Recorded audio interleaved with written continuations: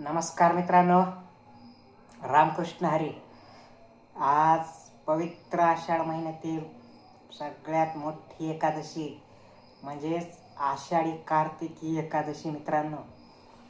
तर डायलिसिस पेशंटसाठी सगळ्यात महत्त्वाचं असतं ती आपल्याला आषाढी वारी करणे.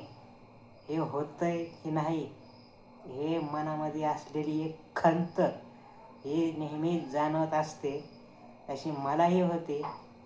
पण तुम्हाला एक सांगू शकतो मित्रांनो, आषाढी वारी म्हणजेच फक्त विठ्ठलाकडे जाणे नाही, तर तुमच्यासाठी प्रत्यक्ष विठ्ठल तुमच्या डायलिसिस सेंटरमध्ये तुमची वाट पाहत उभा असतो.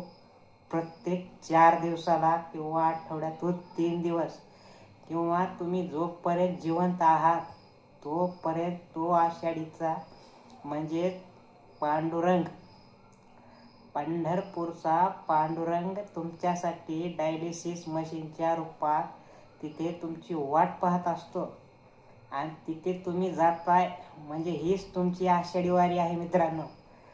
तर सगळ्यात महत्त्वाचं सांगतो, तुमचं डायलिसिस सेंटर म्हणजे हे तुमचं पंढरपूर आहे आणि ते डायलिसिस टेक्निशियन म्हणजेच तेच तुमचे विठ्ठलाचे पुजारी आहेत आणि तुम्हाला प्रसाद देणारे भक्तही तेच आहेत. तर एवढंच सांगायचं मित्रांनो, विठ्ठलामध्ये आणि त्या डायलिसिस मशीनमध्ये कोणताही फरक नाही आहे. विठ्ठल जो काम करतो तो म्हणजे प्रत्येकाचं अंतःकरण शुद्ध करतो, त्याचे विचार बदलतो. तसंच डायलिसिस मशीनचंही हेच काम आहे की आपल्या शरीरात साचलेली रक्तामध्ये दुर्गंधित म्हणा किंवा टॉक्सिनच्या पद्धतीने जी घाण साचलेली आहे ती डायलिसिस मशीन त्याच्या कार्याने शुद्ध करते आणि विठ्ठल अंतरात्म्यातील घाण शुद्ध करतो. दोन्ही पण सेमच आहेत ना. मग आषाढी कार्तिकीला तिकडे आपल्याला जाता नाही आलं तरी ह्याची जीवाला खंत वाटू देऊ नका. तुमचा विठ्ठल तुमच्यासाठी डायलिसिस सेंटरमध्ये आजही उभा आहे आणि तुम्ही जोपर्यंत जिवंत आहात तोपर्यंत तो तिथेच असणार आहे.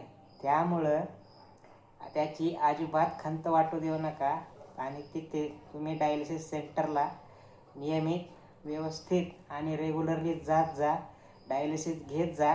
कारण हाच विठ्ठल तुमच्यासाठी तुम्हाला जगण्याचा आधार बनून सदैव तिथे उभा आहे. त्यामुळेच या आषाढी वारीला तिकडे नाही जाता आलं तर इकडे तरी आपण जातोयच. त्यामुळं विठ्ठल आपल्यासाठी तिथे उभा आहे याची नक्कीच मनाला खात्री पटवून द्या. कारण की तोच आपल्याला तारणारा आहे आणि तोच आपलं रक्त शुद्ध करून आपल्याला 4 दिवस जास्त जगण्याची संधी देणारा विठ्ठल आहे मित्रांनो. त्यामुळं निश्चिंत राहा, काळजी घ्या आणि व्यवस्थित डायलिसिस करा. विठ्ठल तुमच्या सोबतच आहे आणि तुमच्या पाठीशी आहेत. त्यामुळं काळजी करू नका. हा व्हिडिओ जर तुम्हाला महत्त्वाचा वाटला आणि आवडला तर नक्कीच शेअर करा, फॉलो करा आणि काळजी घ्या.